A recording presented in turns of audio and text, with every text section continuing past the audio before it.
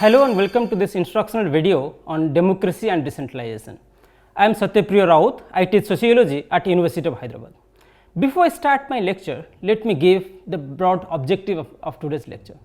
The objective of today's lecture is to understand the concept of democracy and decentralization and to list out various types and dimensions of democracy and decentralization. In this lecture, we will discuss about the following topics. We will discuss about the meaning, nature and concept of democracy and decentralization, as well as we will also discuss about different types, dimensions and features of democracy and decentralization. So, let us begin with the concept of democracy. What do we mean by democracy? Let me start with the very concept itself. Democracy is derived from the Greek word demokratia, consisting of two words, demos and kratia. Demos meaning people and kratia meaning rule.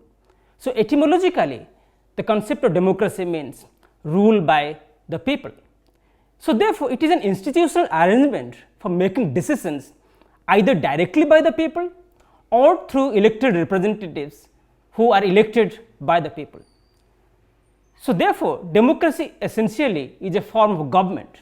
It is a form of government elected by the people, and Abraham Lincoln has defined democracy as a type of government which is by the people, for the people and of the people. Now that we know that democracy is a form of government, we can distinguish democracy from other related or from other types of government. Based on the people who rule based on the people who rule in a state, we may distinguish governments into four types: monarchy, oligarchy, dictatorship and democracy. In monarchy, it is a single person who rules the country, the state. The power, authority and sovereignty concentrates on the single people. Whereas in case of oligarchy, it is a small group of people who rule. Say for example, China, where it is only the people belonging to the Communist Party who rule the state. Dictatorship is a kind of government where the leader seizes political power by military strength. For example, Adolf Hitler in Germany, Benito Mussolini in Italy. In contrast to all these forms of government, democracy is a form of government where power largely retains with the people. It is the citizens who have the greatest role, who choose their leaders, who elect their leaders, controls them and even on occasions also oust or remove them. Let us talk about dimensions or types of democracy. Democracy can be broadly seen as having two dimensions. It is both as a form of government and a type of society. As a form of government, it entails how to choose the leaders, the process of election, the process of choosing the representatives. And as a society, it focuses on attributes like liberty, individual freedom and equality. And democratic politics and democratic society essentially go together. Considering these twin dimensions of democracy, one as a procedure of choosing the leaders and two as set of political ideas involving equality, individual liberty or individual freedom, we may distinguish four types of democracy. They are participatory democracy, direct democracy, representative democracy and deliberative democracy. In participatory democracy, citizens directly make collective decisions. So, it is like this that people of one city state, they come together, collectively discuss about things, they debate about the issue and they take decisions. This form of democracy where people are collectively involved in decision making were practiced in the city states of ancient Greece, where people collectively used to take decisions. In recent times, the decentralized reforms of India intends to revive this participatory content of democracy. However, this form of democracy, a participatory democracy, presupposes that the group should be small, homogeneous in nature and most importantly, the citizens should be well informed. The second type of democracy is direct democracy. Direct democracy also involves people in decision making, but unlike participatory democracy, it does not expect all people to come to one place and collectively make decisions. In direct democracy, citizens participate in decision making through voting or through voting on specific issues, questions or proposals, and which is most commonly known as referendum. And one of the most recent example of direct democracy is asking people of Scotland whether they choose to be with the United Kingdom or be separate. Or for example, the Brexit referendum, where the question was posed whether United Kingdom should remain a part of European Union or not. The third form of democracy is representative democracy. Representative democracy is a system of periodic elections to choose leaders who in turn take important government decisions. In this form of democracy, citizens are given the task to choose their leaders, and the citizens do not take the decisions themselves. Decision making is considered as requiring certain kinds of expertise which these elected representatives mostly have. Now let us talk about the fourth form of democracy. The fourth form of democracy is deliberative democracy, which is a relatively new concept in both democratic theory and practice. Deliberative democracy is compatible with both direct democracy and representative democracy. Debate, discussion, public deliberation are central to lawmaking in deliberative democracy. In this form of democracy, citizens exchange ideas, they involve in debates and discussions about divergent views, and by this way of discussion, by this way of deliberation, they come into a decision making. Having discussed these four models of democracy, how do we choose a specific model? The choice of a specific model of democracy depends upon its functionality, practical feasibility, and also the need of the society. The changes in the size of the society as well as the complexity of the society entailed a change from participatory model to a representative model. So therefore, these four forms of democracy may be considered as a continuum, with participatory democracy at one end and representative model, liberal representative model as two extremes. While participatory democracy emphasizes more on democratic policies, more on democratic political ideas of equality, liberty, freedom of expression, it is the liberal representative democracy which highlights procedural aspects like periodic elections, rule of law, accountability, holding representatives accountable to the people. Okay. Now let us discuss what are the features of democracy. Fundamentally, democracy, as I mentioned before, the democracy is both a form of government as well as a type of society. We may have two fundamental features of democracy. Democracy is considered sometimes both an end in itself as well as a means to achieve certain desired goals. There are two fundamental features to democracy. One is equality and second is individual liberty. And these two fundamental features of democracy are well represented in our Indian Constitution. Out of the four types of democracy that I mentioned just now, it is the liberal representative democracy which is the most popular in contemporary times. As I told, considering the size of the population and the complexity of the population, liberal representative democracy has emerged as the most feasible option. So let us discuss what are the characteristics of this liberal representative democracy. In a representative democracy, major decisions are taken by elected leaders. So a liberal representative democracy is a kind of government where decisions are taken by the elected leaders. So only having a periodic election is not necessarily a sign of democracy. It is the elected leaders who has to take the important decisions. For example, consider the example of Pakistan under the rule of General Pervez Musharraf. Even though there was an elected government, the decisions are taken from outside the elected government. The second characteristics of democracy is free and fair electoral competition. Only having elections in a frequent interval is not necessarily a sign of democracy. The election has to be free and fair. It should allow political competition among parties, and there has to be at least more than one party in the election. Even though China holds election in regular intervals, China is not considered as a democracy because it is only the members of the Communist Party who are allowed to contest the elections. So therefore, in a democracy, there should be regular elections, and at the same time there should be political competition among political parties to these elections. The third characteristics of representative democracy is one person, one vote, one value. Universal adult franchise is the fundamental ethics of democracy. It is based on democratic values of equality and freedom of expression. The fourth characteristic of democracy is rule of law and respect for citizenship rights. Elected governments can be undemocratic if they do not respect rights of the citizens. Democracy presupposes that rights of opposition should be there to the government. Now let us discuss how democracy is related with decentralization. In the recent years, in liberal representative democracy, there has been a tendency to emphasize more on consolidation of democratic procedures, the institutional aspects of democracy, which also undermines the democratic ethics of people's participation.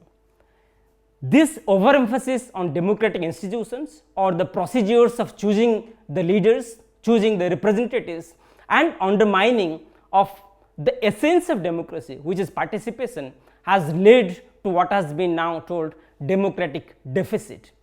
Democratic deficit essentially means that it is a system of government where emphasis is given to procedural aspects of democracy, and the essence of democracy, the ethos of democracy are undermined. In the process, liberal representative democracy has undermined the ethos of democracy like participation, like collective decision making, and has given emphasis only to the institutional aspects, only to the procedural aspects like periodic elections, like representation and the party system. How do we manage this democratic deficit? How do we deal with this democratic deficit? Now what I suggested that what is needed is a democratic reform which can incorporate the ethos of democracy, the essence of democracy, which is participation, to that of democratic institutions, which is an elected government. And therefore, what is argued, what is suggested is that democratization of democracy through decentralization reforms. In that sense, decentralization essentially means that it is a political reform, it is a democratic reform which tries to bring a fusion, which is trying to bring a combination between the institutional aspects of liberal representative democracy and the democratic ethos of people's participation, of collective decision making, of expressing voices into these institutions of democracy. As a political strategy, decentralization aims to bring government closer to the people and give them an opportunity where they can get themselves involved in collective decision making. Having discussed the concept of democracy and relating democracy with that of decentralization, let us now consider what do we mean by decentralization, what is the meaning of decentralization.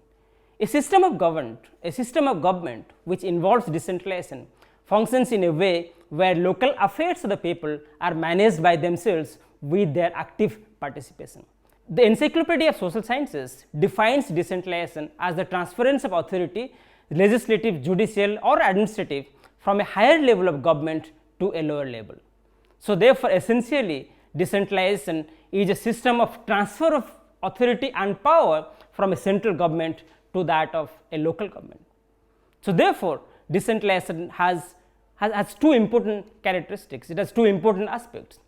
From a geographical perspective, decentralization means dividing the country's territory in a hierarchical manner, into subunits, and then transfer on power and responsibility to these subunits or the local government. From a functional aspect, decentralization is a system of government where citizens hold the representatives accountable to the decisions that they make. So therefore, decentralization is the meaningful devolution of power and authority to the local governments that are accessible to the people and also that are accountable to the people. In the process of decentralization, the emphasis is given to people's participation, and it is this essence of participation which makes decentralization a democratic one. So therefore, we say democratic decentralization. Decentralization has several dimensions, but we can broadly identify two dimensions of decentralization. One is a territorial dimension of decentralization and the second is functional dimension of decentralization. In territorial dimension, a country's territory is divided vertically, and specific territory at the local level is granted with greater power and responsibility by transfer of authority from central government to that of the local government. For example, the local governments, the municipalities, the panchayats, where power is transferred from the central government to that of the local government. The functional dimensions of decentralization discusses about horizontal division of administration.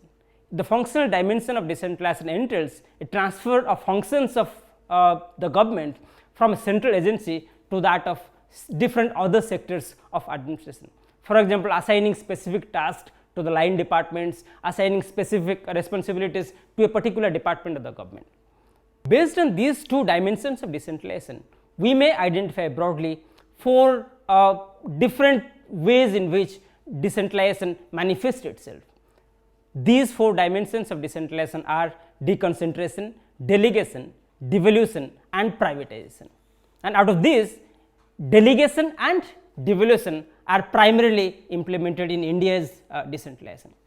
Deconcentration is the very minimal form of decentralization, which involves handing of administrative authorities or responsibilities to the lower level of government within the central government. So, deconcentration is mostly practiced in the unitary governments, for example, shifting the workload from the central government to other line departments or to other agencies of the government which are not independent of the central government. Delegation as a form of decentralization refers to transfer of power and authority from a national government, from a central government to its local units that are not controlled by the central government and but invariably are accountable to it. Examples of delegation will involve transferring managerial responsibilities to the local government to implement decisions designed by the central government. A relatively higher level of decentralization is that of devolution, which not only talks about division of the territory and transferring authorities, which also talks about emerging of governments from the local level. It is a bottom-up approach to decentralization. Devolution refers to transfer of authority of decision making, finance and management responsibilities to the local units of the government, and it allows the local government to have their own funds, to have their own functionaries and which are relatively independent to take their own decisions. In devolution, local units of the government are autonomous and accountable to the people. The fourth form of decentralization is that of privatization, which entails transfer of responsibility and authority from government agencies to non-governmental organizations or private enterprises. These four dimensions of decentralization manifest itself in several forms. Broadly, we may identify three forms of decentralization or three types of decentralization. They are political decentralization, administrative decentralization and fiscal or financial decentralization. Political decentralization talks about giving more power, more political power of decision making to the local governments. Political decentralization entails greater decentralization, greater democratization and giving citizens more power. Administrative decentralization refers to transfer of authority of decision making or transfer of responsibility of decision making from a national government to that of a local government. And this can be done either through deconcentration, delegation or devolution. The third type of decentralization is fiscal decentralization or financial decentralization. Fiscal decentralization entails transfer of financial authority from the central government to the local government. In fiscal decentralization, the local government gains the authority to raise its own revenue and it gives the local government greater financial autonomy and greater financial power. Broadly, we may identify four advantages of decentralization, that is the social advantage, the functional advantage, the political advantage and the economic advantage.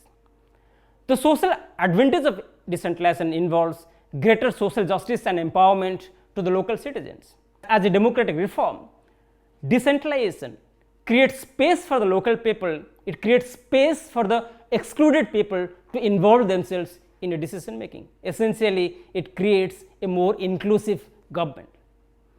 The functional aspects of decentralization, the functional advantages of decentralization results in promoting greater democratization and debureaucratization. This makes governmental developmental service delivery more quicker and more responsive to the needs of the people. Since decisions are made at the local level, there is a greater possibility that these decisions takes into consideration people's needs, requirements and their priorities. The economic advantage of decentralization talks about efficiency in providing developmental services to the people. It is believed that through decentralized reforms, development can be delivered at a lesser cost. It reduces the cost, improves output and effectively utilizes human resources. Politically, decentralization aims at strengthening accountability, transparency and improving the responsiveness of governmental decision making. So therefore, the political advantage of decentralization involves bringing government closer to the people and making the government more accountable to the people and more responsive towards people's needs and preferences. Therefore, you may say that decentralization is a political reform which results in deepening democracy and widening development.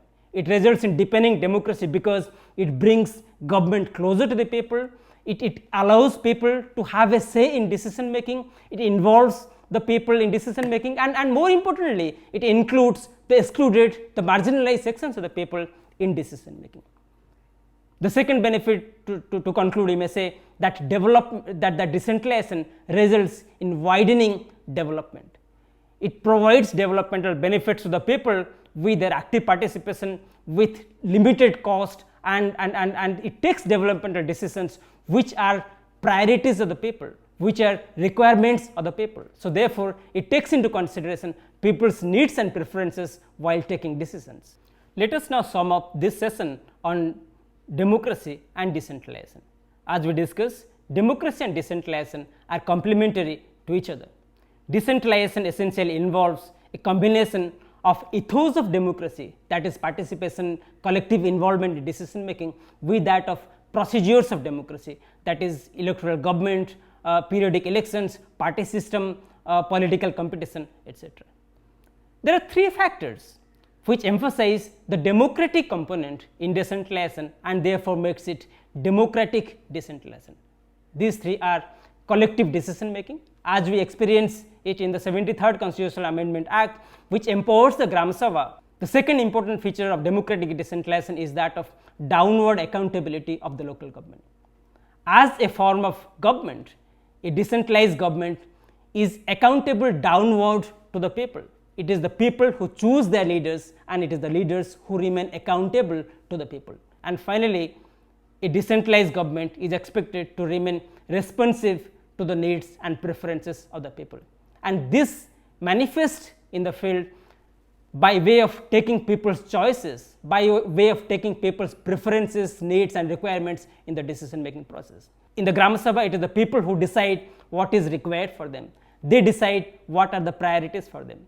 Therefore, we may conclude that it is these three important aspects: collective decision making, downward accountability and responsiveness towards people's needs and preferences, which emphasize the democratic component of decentralization and makes it democratic decentralization. This is all about democracy and decentralization. If you need any further clarification, please feel free to contact me in my mail ID routspr@gmail.com. Thank you.